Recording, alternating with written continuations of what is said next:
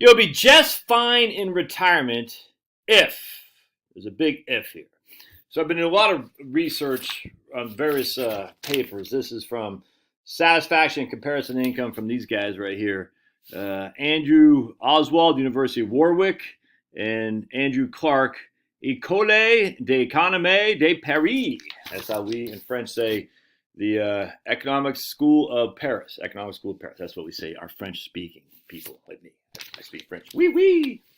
Interestingly enough, is this is written in 2000 and only had 8,700 reads, and yet has been quoted 2,600 times. I find, and this is I don't want to say the big piece of economic literature, but I just find it very interesting how little people actually read this stuff.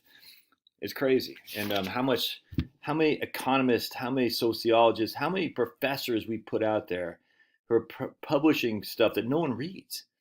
And at some point, you got to say, look, we don't need to be all mainstream, but at some point, we're probably producing too many economic professors, too many PhDs, generally speaking. I think there's too much of that, which is actually ironic. I know it's a little bit of tangent hanging there, but it's ironic because what this guy says, this is funny to me. The higher the level of education, the lower the reported satisfaction level. This is hard to interpret, but may be consistent with the view that utility depends on the gap between outcomes and aspirations, and that education raises aspiration targets, 100%. How many freaking PhDs are out there? Oh, it's not fair, man. I'm not making any money. I gotta be a barista. I gotta be a freaking tour guide, but I'm so smart. I got a PhD in histoire. Oh my goodness.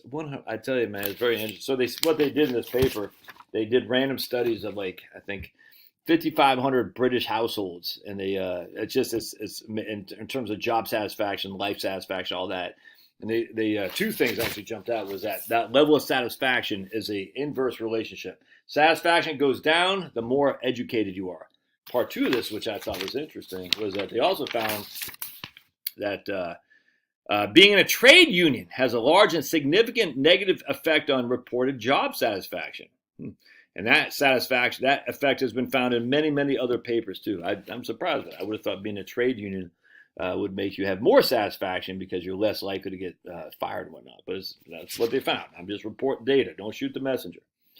Anyway, so this is interesting. Job satisfaction. I know you're saying, what does that have to do with retirement? Hang in there, dudes. Hang in there. There's a methodology. I'm setting up the foundation so we can knock it out of the park. Game 7, Stanley Cup. I guarantee tonight, Panthers 4-1. You heard it here first. Lock, stock, and barrel.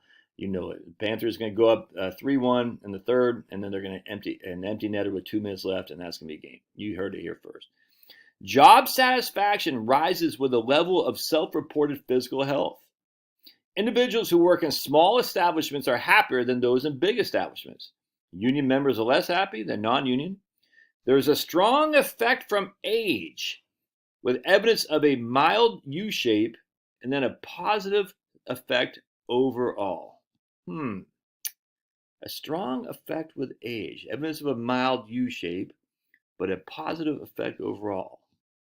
Now, I'm come to the conclusion, I did a video on this yesterday, that as people get older, they're less worried about the Joneses, less worried about keeping up the Joneses. I think there are some people, I get it, all the rich people, they want to have the biggest yacht. But I don't think the vast majority of just a good old-fashioned middle-class America is like that. I think most people, as they get older, are like, eh. But part two of that is I think there's 3 parts to this. Part two of that is I think their kids get older. They stop worrying so much about their kids. How am I going to put them in schools, colleges, and all that? So what happens is you have an age. You get older, you just get wiser, more mature. You say, all the stuff I was worried about before, I don't need to worry about. Their kids are getting older. You're always going to worry about your kids, I grant you. But as your kids are adults, there's only so much you can do about it. Your kids can do whatever the hell they want to do. There's nothing you can do about it. So I think the worry for that reduces too. It'll never go away, I grant you. I think the worry there as your kids get older is just, as teenagers, you're like very, very worried about your children. And they get older, especially if they get settled down, they have their own kids, and they have grandkids, So now your life satisfaction increases because grandchildren are God's reward for a life well lived. One of you guys told me that. I forgot who it was. That was a fantastic quote, though.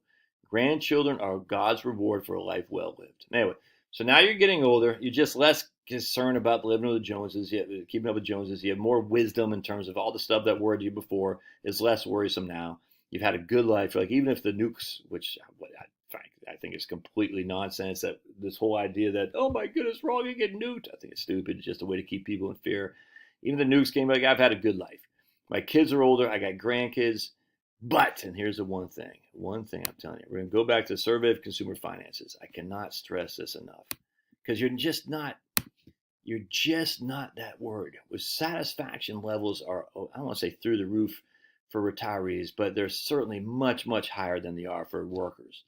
And partly you can say is because they don't have to go to a crappy old job, I grant you. But watch what I think it really is. Really not income, because here's 75 and older. 75 and older has the lowest income of all these age groups.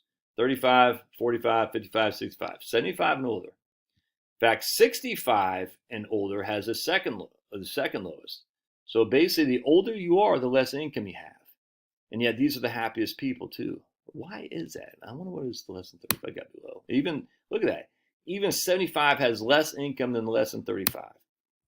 Now there is a U-shape, I don't have my thing here, but basically says that your happiness starting out is high, then it goes down as you get to about mid 40s, late 40s, and then it starts going back up again.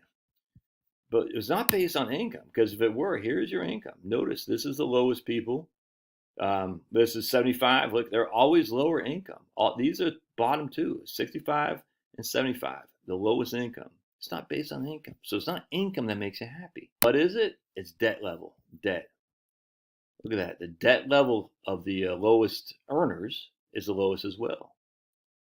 All right, so the debt level for 75 and older is $36,000 in 2022 numbers. The debt level for 65 74 is $45,000. All right.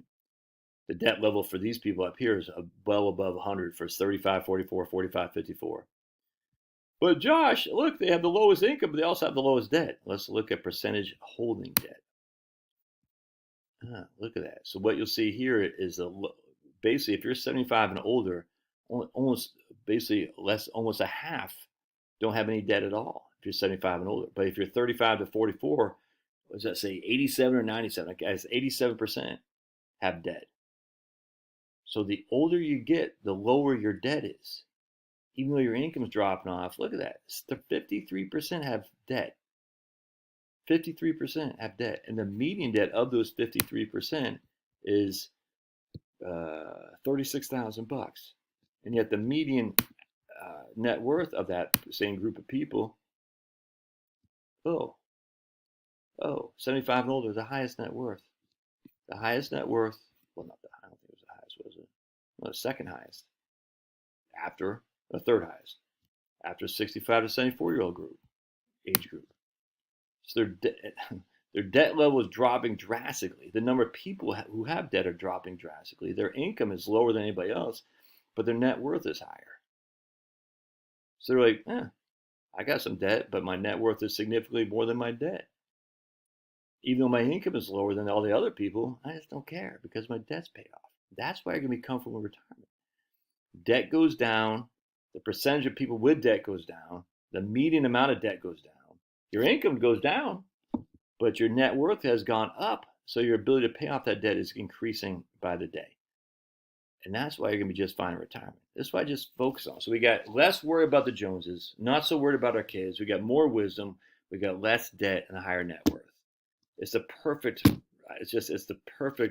conclusion of why people are retired, are happy. And the number one thing is just pay off your debt, for sure. Pay off your debt, you're not going to worry about it. Love your thoughts. Hope this makes sense. God bless.